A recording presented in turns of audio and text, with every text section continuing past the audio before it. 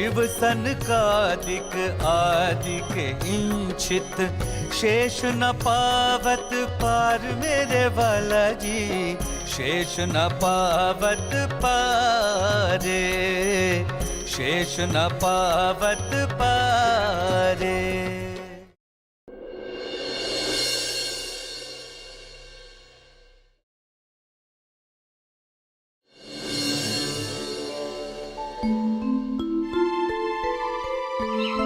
मैं कौन हूँ, कहाँ से आया हूँ, मेरा निज स्वरूप क्या है, सच्चिदानंद परब्रह्म कहाँ है, कैसा स्वरूप है उनका और उन्हें पाने का वास्तविक मार्ग क्या है। तारतम ज्ञान के अखंड प्रकाश में इन प्रश्नों का अनायास ही समाधान प्राप्त हो जाता है।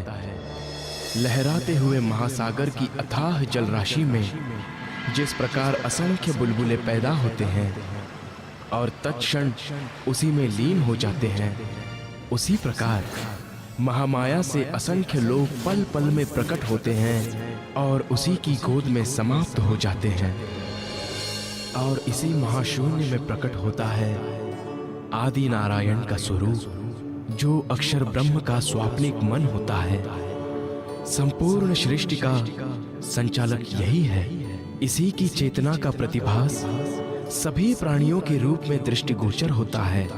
संसार के अधिकांश मनुष्यों का प्रायः यही आराध्य देव है और इससे परे ये योग माया का अखंड मंडल है, जहां अक्षर ब्रह्म अपनी अखंड एवं चैतन्य प्रकृति के साथ क्रीड़ा करता है।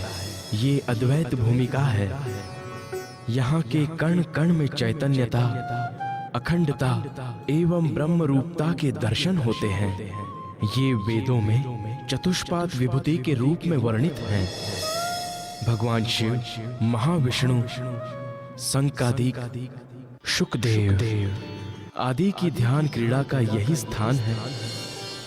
किंतु इस योग माया मंडल से परे वो स्वलीला, अद्वैत, अनादि, अनंत परम धाम है।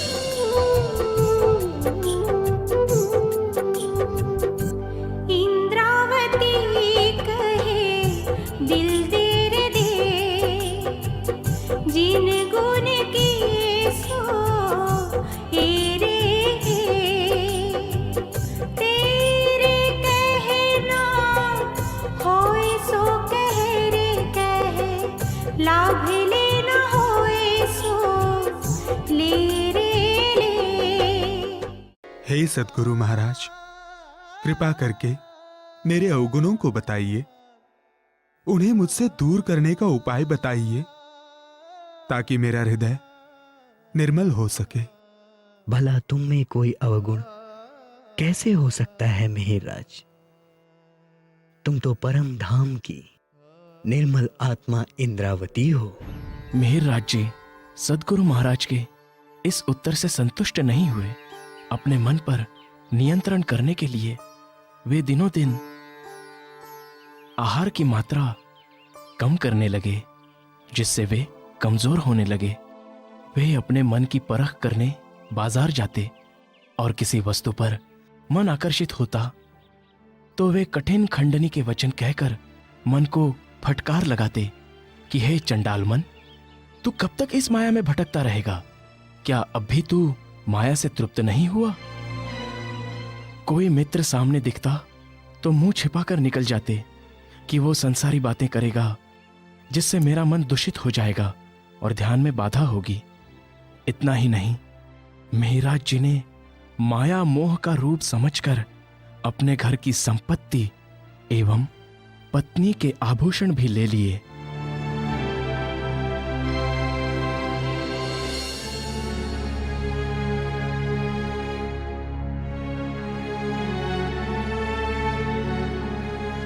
और वे सभी अपने सद्गुरु के चरणों में रख दिए।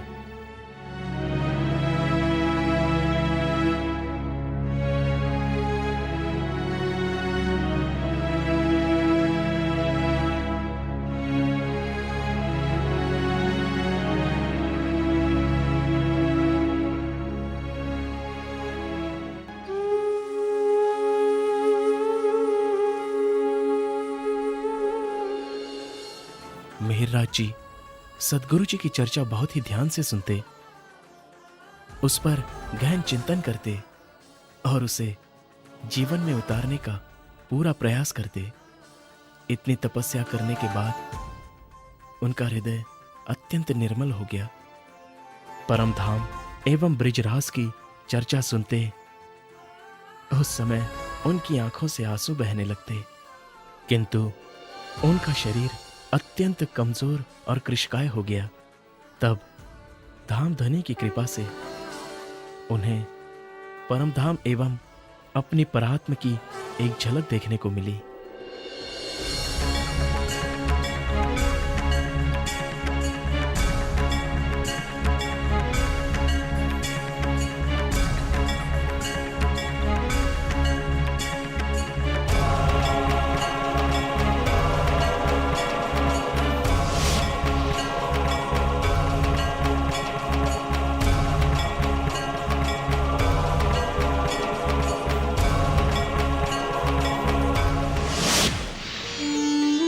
किंतु इतने में उनका शरीर पूरी तरह से जर्जर हो गया था।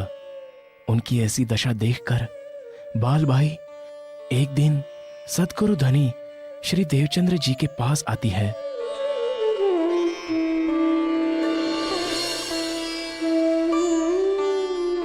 प्रणाम सदगुरु महाराज।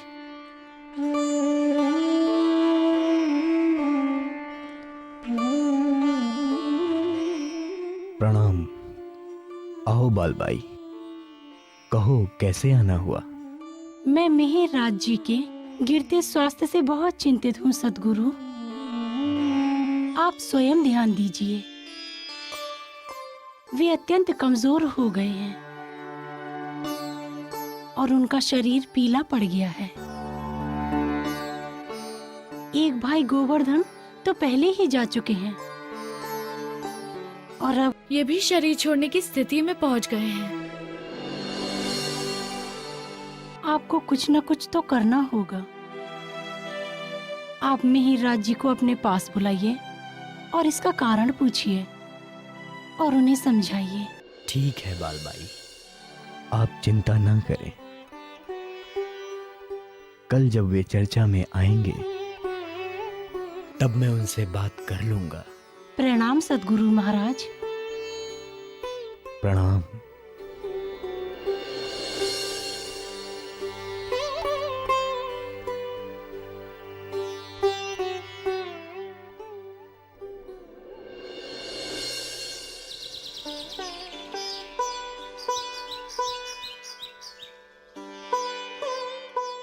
हे सुंदर साथ,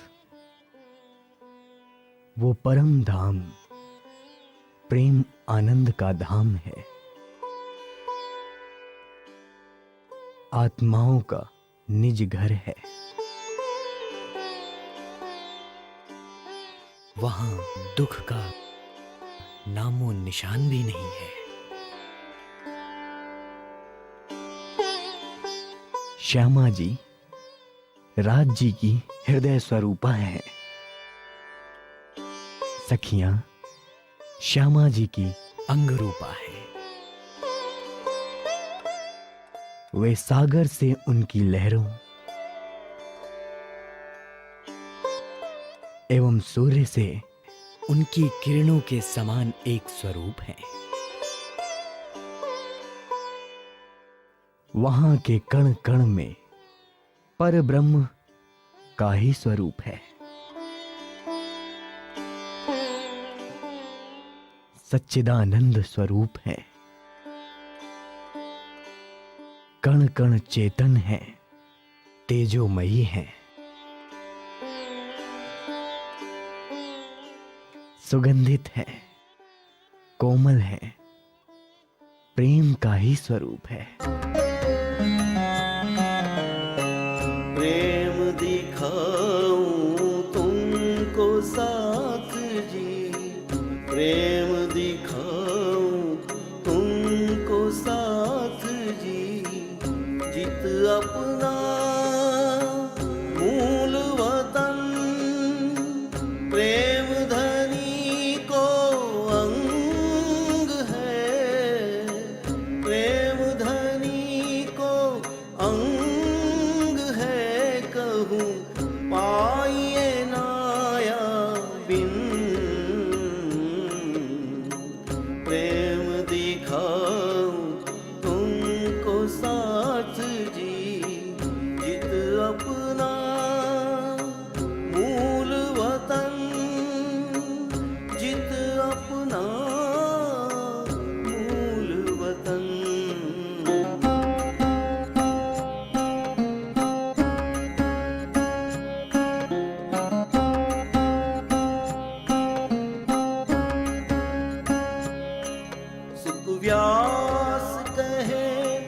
भागवत में प्रेम न त्रिगुण पास, प्रेम बसत ब्रह्म सृष्टि में, प्रेम बसत ब्रह्म सृष्टि में, जो खेले स्वरूप ब्रिज रास, प्रेम दिखाऊं तुमको साथ जी, जित अपना मूल वतन, जित अपना मूल वतन।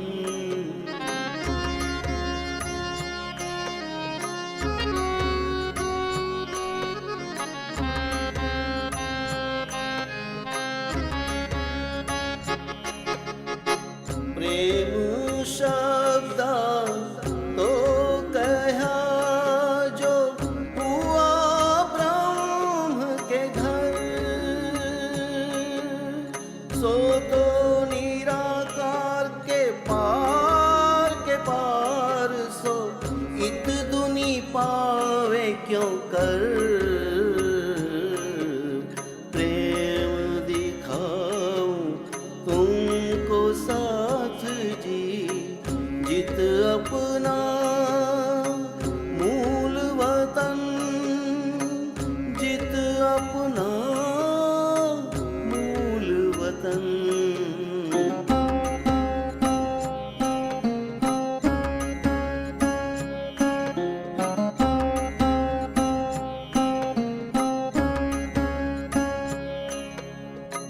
क्यों न होए प्रेम इनको, जाको धनी निरखत नैन भर, आठों जाम अंग उनके उलसत उमंग कर,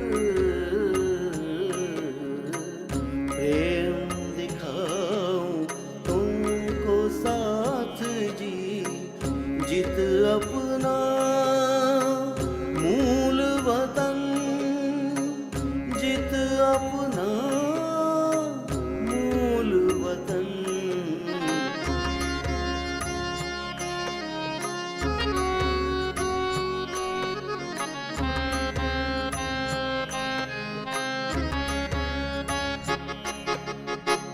मोहम्मद कहे महबूब जी, अब दीजे पाट उड़ाए, नैना खोल के अंग भर, नैना खोल के अंग भर, दुल्हा लीजे कंठ लगा, प्रेम दिखाऊं तुमको साथ जी। धाम के धनी की जय, सद्गुरु महाराज की जय, निजानंद स्वामी की जय।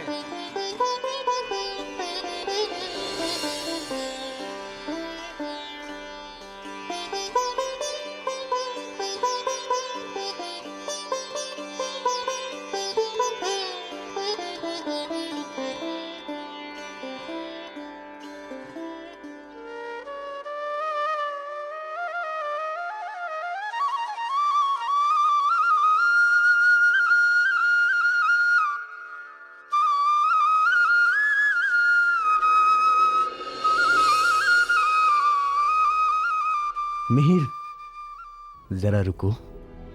जी, आज्ञा दीजिए सद्गुरु महाराज।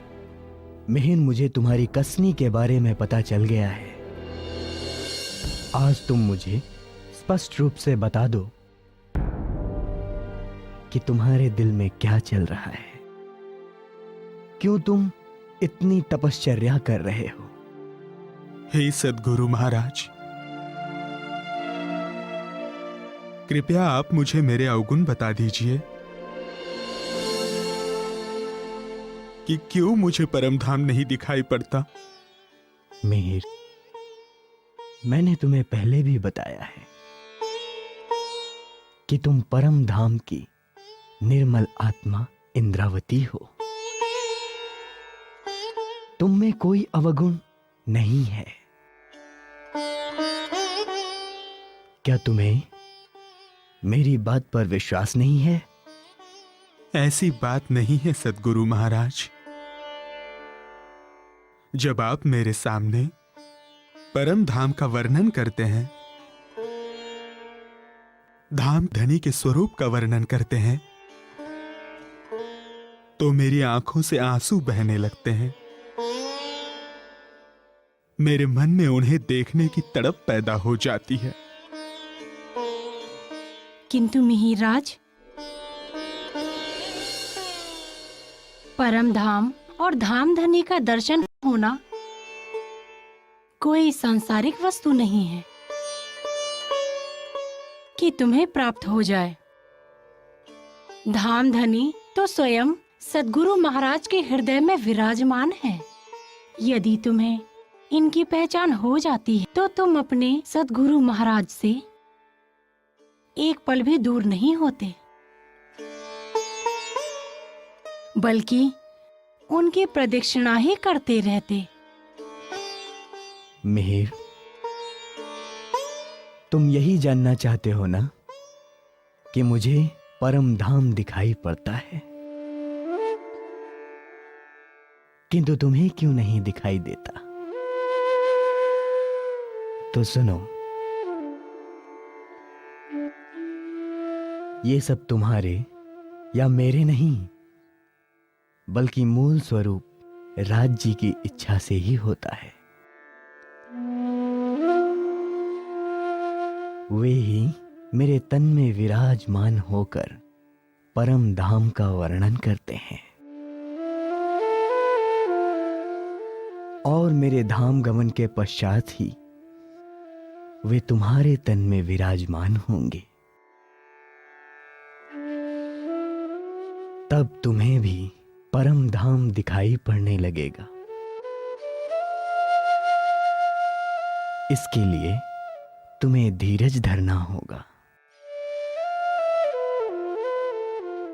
क्या तुम्हें इस बात की शीघ्रता है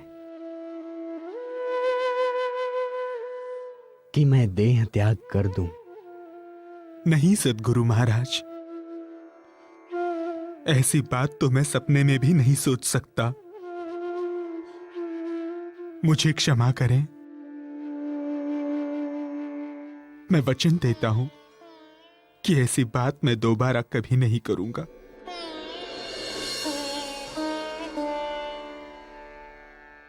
प्रणाम सद्गुरु महाराज।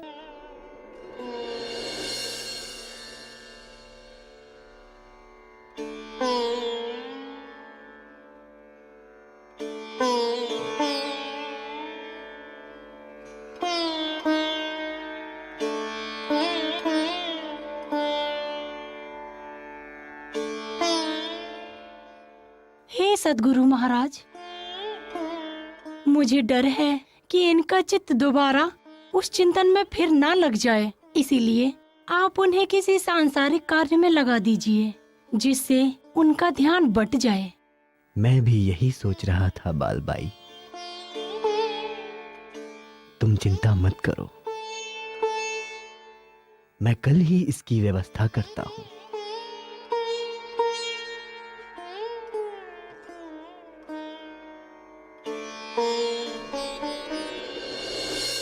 हे सुंदर साथ जी, इस प्रकार विचार करके श्री देवचंद्र जी ने श्री मिहिरराज जी को माहेश्वर तंत्र एवं पुराण संहिता आदि धर्म ग्रंथ खोज कर लाने के लिए अहमदाबाद भेज दिया, क्योंकि इन धर्म ग्रंथों में क्षर अक्षर अक्षरातीत का बहुत ही सुंदर वर्णन है।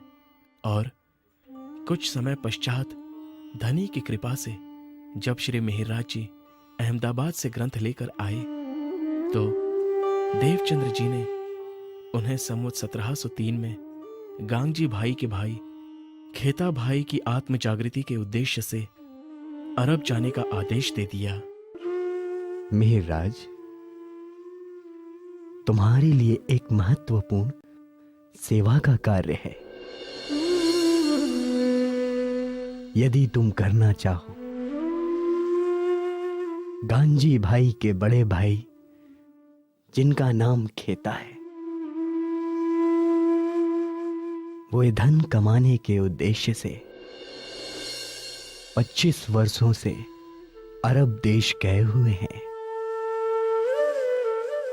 इसलिए हम चाहते हैं कि तुम वहां जाकर उन्हें प्रबोधित करो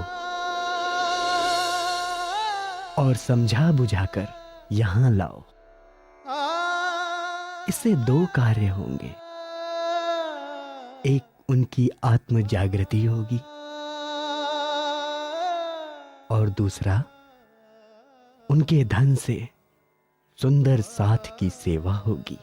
जैसी आपकी आज्ञा सद्गुरु महाराज। मैं जाने के लिए तैयार हूं। ठीक है। गांजी भाई से खेता भाई के नाम एक पत्र लिखवा देते हैं। उसे गांजी भाई से लेकर आप जल जहाज के द्वारा अरब देश रवाना हो जाना। मेरा आशीर्वाद तुम्हारे साथ है। जो आज्ञा सद्गुरु महाराज।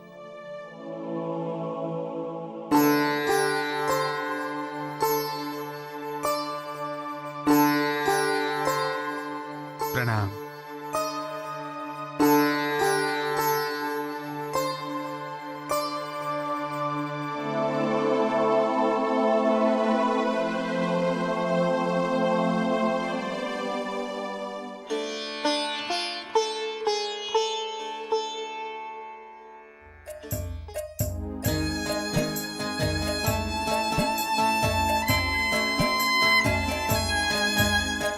ऐसा खेल दिया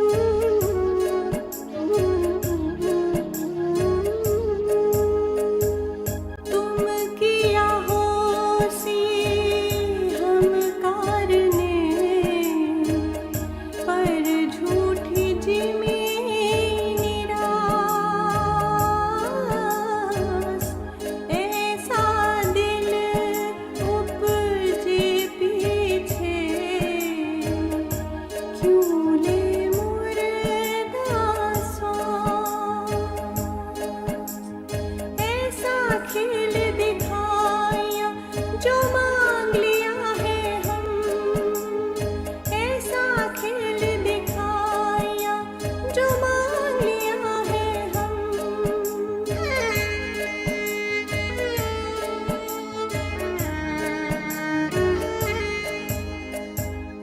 मोहम्मद कहे मैं शर्मिंदी,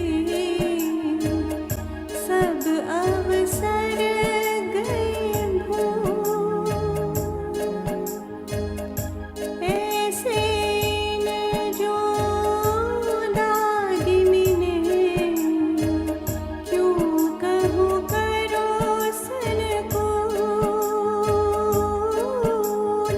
ऐसा खेल दिखाया जो मांग लिया है हम, ऐसा खेल दिखाया जो मांग लिया है हम। और इस तरह श्री मिहिरराज जी अपने सदगुरु श्री निजानंद स्वामी जी की आज्ञा के अनुसार अपनी धर्मपत्नी फूलबाई को छोड़कर अरब देश के लिए नौतनपुरी से निकल पड़े और 40 दिन की यात्रा के बाद मिहिरराज जी अरब देश पहुंचकर खेता भाई से मिले।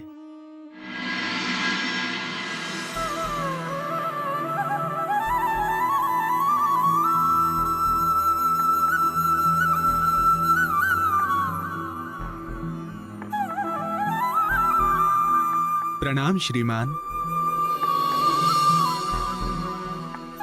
ये तो अपने देश का लगता है। प्रणाम जी, कहिए। जी मुझे जामनगर के खेता भाई से मिलना है। जी मैं ही हूँ खेता भाई, किंतु आप कौन हैं और कहाँ से पधारे हैं? पहले तो आपको यहाँ कभी नहीं देखा। जी आपने सत्य कहा। जी मैं नौतनपुरी से आया हूँ और मेरा नाम मिहिरराज ठक्कर है। मुझे गांगजी भाई ने आपके पास भेजा है। गांजी भाई ने भेजा है?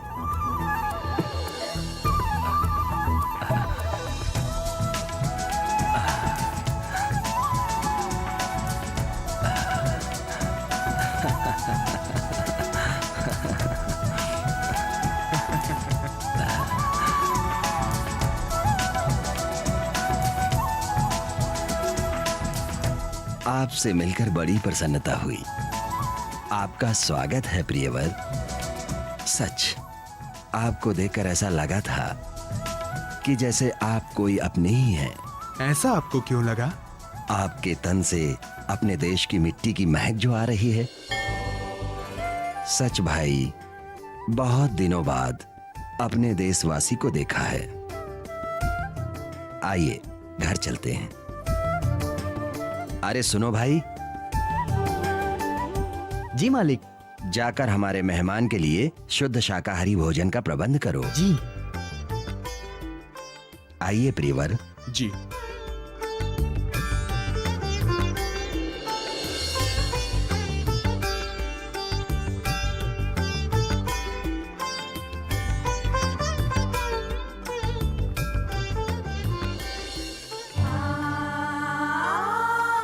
पूरे 25 वर्ष हो गए अपनों से अलग हुए, और ये वर्ष मेरे लिए युगों के समान रहे हैं, जिन्हें काटना मेरी विवशता बन गई है। न चाहते हुए भी मैं यहाँ अजनबियों के बीच पराए देश में रह रहा हूँ। दिल तो करता है यहाँ से सब कुछ छोड़कर अपने देश वापस लौट जाऊं, लेकिन व्यापार की बेड़ियों ने मुझे पूरी तरह से जकड़ रखा है। कहने को तो यहाँ पैसा खूब कमाया, लेकिन आत्मीय प्रेम, अपनों के स्नेह और शांति से कोसों दूर रहा हूं। कभी कभी अगर कोई अपना मिल जाता है तो ऐसा लगता है कि जैसे तपते रेगिस्तान में ठंडे जल का कुआं मिल गया हो। मैं आपकी पीड़ा समझ सकता हूँ खेता भाई, किंतु यदि आप चाहे तो वापस अपने देश, अपने लोगों के पास जा सकते हैं। वहां आपके भाई श्री गांगजी के यहाँ सद्गुरु महाराज का पवित्र वास है, जिनके चरणों में प्रतिदिन न जाने कितने लोग आकर शांति पाते हैं।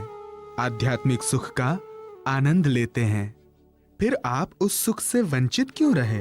मेरी मानिए तो इस व्यापार के जाल को काट फेंकिए। ये मनुष्य जीवन बार बार नहीं मिलता है।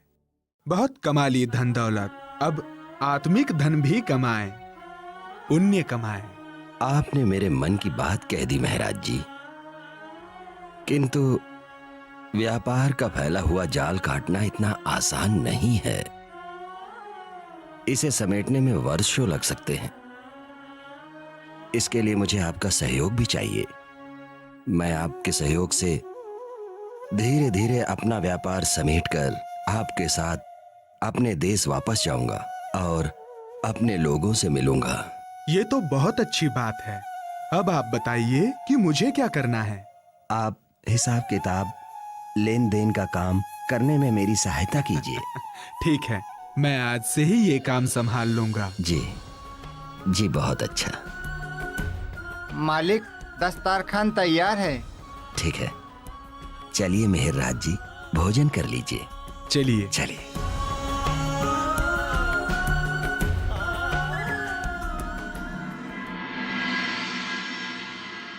मेरे माल का क्या हुआ बिरादर? आप माल का भुगतान कर दें, हम आपका माल भिजवा देंगे। लेकिन बिरादर, मैं तो हमेशा 3 महीने की उधारी पर माल लेता हूँ। चाहे तो खेता भाई से पूछ सकते हो। मैं जानता हूं भाई, किंतु अब हम उधार नहीं देना चाहते। हमें अपना व्यापार समेटकर अपने वतन वापस जाना है। ओए, ये बात है। माफ करना बिरादर, मैं तो कुछ और ही समझा था। खैर, मैं आपको अभी अपने पैसों का भुगतान कर देता हूँ। मेरा माल भिजवा दो।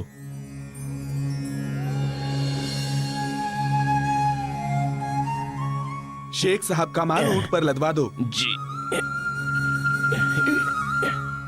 खुदा हाफिज बिरादर, हम चलती।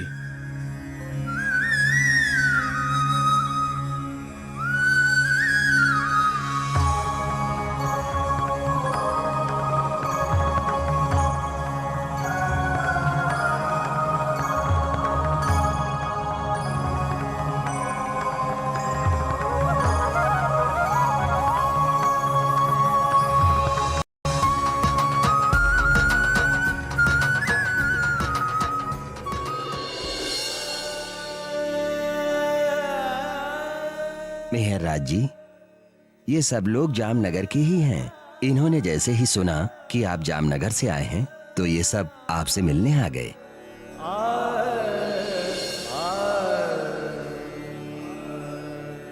ये तो बहुत अच्छी बात है। आप सबसे मिलकर मुझे बड़ी प्रसन्नता हुई। हम सब लोगों को भी आपसे मिलकर बहुत प्रसन्नता हुई है मेहरराज जी। सुना है आप सद्गुरु श्री निजानंद स्वामी जी के परम शिष्य हैं, जिनकी कथा दूर दूर तक प्रसिद्ध है कि वे ब्रज एवं रास की लीला साक्षात रूप में सबको दिखाते भी हैं। हाँ भाई, आपने सत्य कहा। मैं उन्हीं का शिष्य हूँ। क्या आप भी ऐसा कर सकते हैं? नहीं भाई, श्री राज जी की ये कृपा अभी मुझ पर नहीं हुई है, किंतु हाँ, मैं आप सबको क्षर अक्षर और अक्षरातीत के भेद तथा परब्रह्म की पहचान से संबंधित वाणी सुना सकता हूँ। भाई क्षमा करना, मुझे तो बहुत नींद आ रही है। मैं सोने जा रहा हूँ। वैसे भी सुबह जल्दी उठकर हिसाब किताब करना है। हिसाब किताब और कमाई तो जीवन भर की है आपने खेता भाई, लेकिन अब ज्ञान और पुण्य कमाने का समय आ गया है। सो अनमोल ब्रह्म ज्ञान सुनकर थोड़ा वो भी कमा लो। आपने ठीक कहा मेहरराज जी, किंतु मैं दिन भर के कामकाज से थक गया हूं। ज्ञान पुण्य ये सब तो तभी हो पाएगा जब मैं व्यापार के फैले हुए जाल से मुक्त होऊंगा। इसीलिए मुझे तो आप क्षमा ही करें।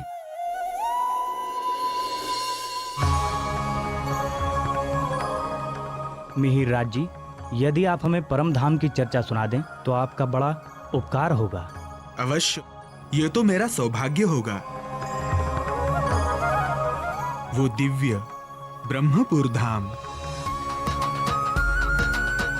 आत्माओं का निज धाम, परम धाम, दिव्य आनंदमयी धाम, अखंड अविनाशी धाम, इस नश्वर जगत से परे,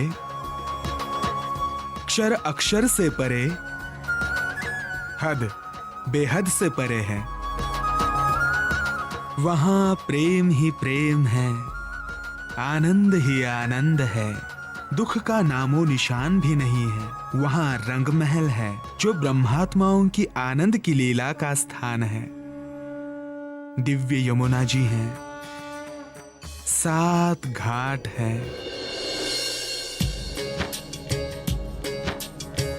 सब मगन हो सुन रहे मिहिराज जी की बात, बातों में छुपा हुआ है जीवन का आधार। धामों में है धाम एक, सबका एक निज धाम, अखंड अविनाशी प्रेम का है वो दिव्य स्थान, है वो दिव्य स्थान। इस प्रकार खेता भाई को समझाते हुए और व्यापार को समेटने में सहायता करते हुए मिहिराज जी को अरब में 4 वर्ष हो गए। वे दिन में कारोबार संभालते और रात्रि को ब्रह्म ज्ञान सुनाते। लोग दूर दूर से उनकी चर्चा सुनने आते और ब्रह्म ज्ञान का लाभ उठाते, किंतु खेता भाई उस अवसर का पूर्ण लाभ नहीं ले सके और कल परसों के चक्कर में उन्होंने वो अनमोल अवसर गवा दिए।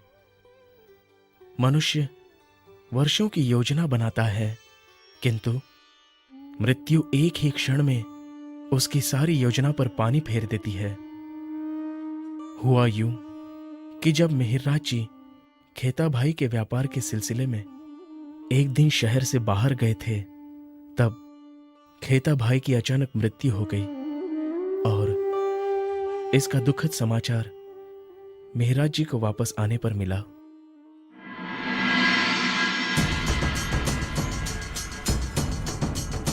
अरे, यहां ताला किसने और क्यों लगाया है? और इस पर यह मुहर कैसी? घर चलकर खेता भाई से ही पूछता हूं।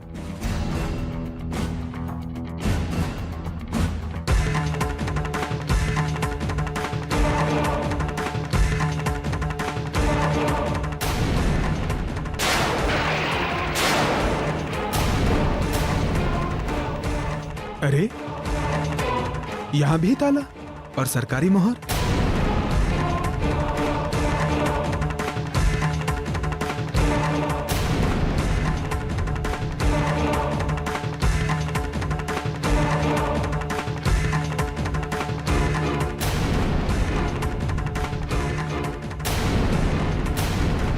प्रणाम मिहिरराज जी।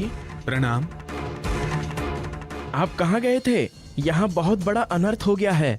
भाई, मैं व्यापार के सिलसिले में बाहर गया था। वापस आकर देखा तो गोदाम में ताला और सरकारी मुहर लगी हुई थी। और वही घर पर भी। आखिर खेता भाई कहाँ है? अरे, आपको पता नहीं? अचानक खेता भाई को दिल का दौरा पड़ा और कुछ ही पल में वो स्वर्ग सिधार गए।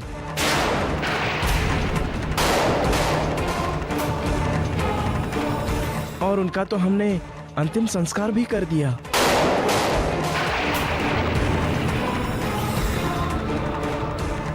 और जैसे ही हाकिम को खबर लगी, वो अपने सिपाहियों के साथ आया और उसने खेता भाई की संपत्ति को लावारिस समझकर उनके गोदाम और घर को ताला लगाकर उस पर सरकारी मोहर भी लगा दी। नहीं नहीं, ऐसा नहीं हो सकता।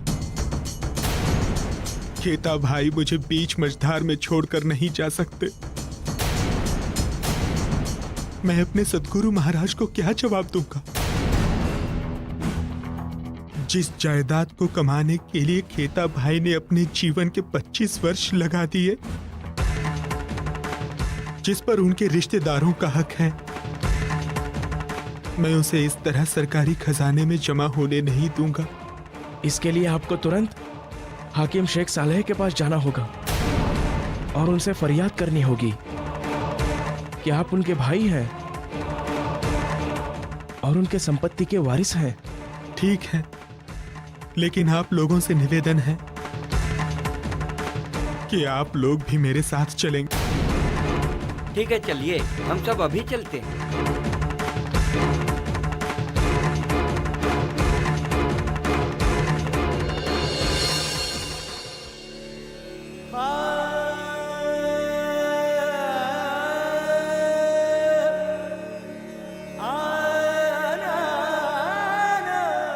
तुम्हारी अर्जी हमने पढ़ ली है, लेकिन क्या तुम्हारे पास ऐसा कोई लिखित सबूत या गवाह है जिससे यह साबित हो कि तुम ही खेता भाई के वारिस हो?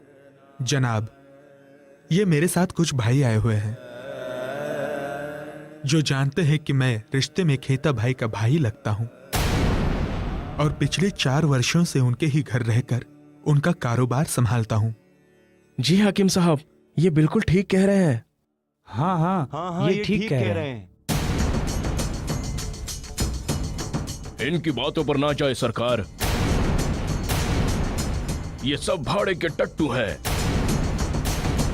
जिन्हें ये आदमी खरीद कर लाया है। और रहा सवाल इसकी पेशकश का, तो हुजूर, मेरी जानकारी के मुताबिक ये आदमी खेता भाई का मुलाजिम था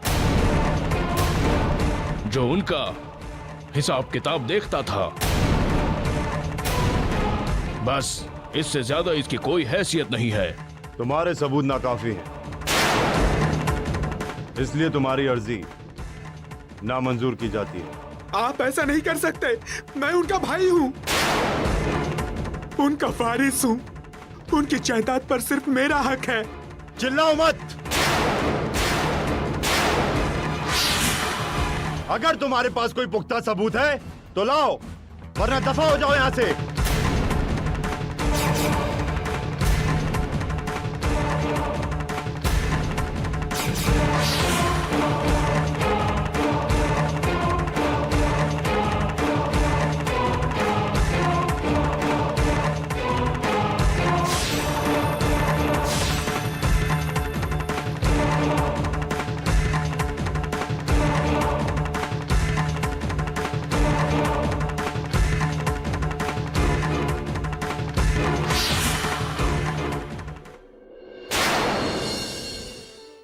इसके पश्चात श्री मिहिरराज जी सबूत जुटाने की कोशिश में लग गए। ये जानकर हाकिम ने श्री मिहिरराज जी के प्रति कुदृष्टि की और उन्हें मरवाने की योजना बनाई ताकि खेता भाई की संपत्ति का दावा करने वाला कोई ना रहे। इस बात की जानकारी हिंदुस्तानी भाइयों के द्वारा मिहिरराज जी को हो जाती है और वे हिंदुस्तानी भाइयों की सलाह से बादशाह से फरियाद करने बगदाद जाने के लिए रातों रात निकल पड़ते हैं।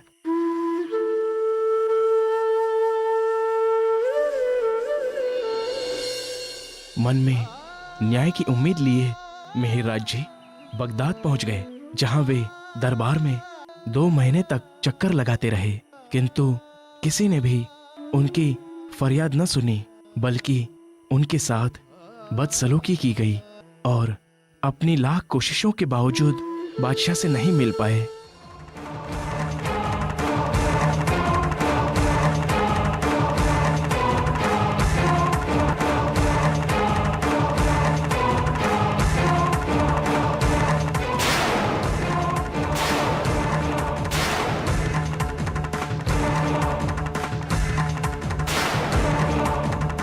सिपाहियों, ले जाओ इसे बाहर। नहीं दीवान साहब, आप ऐसा नहीं कर सकते, नहीं। और जब अपने प्रयासों से मेहरराज जी थक गए तो उन्होंने निराश होकर वहां से लौटने का मन बना लिया। किंतु तभी उनके साथ एक अद्भुत घटना घटी।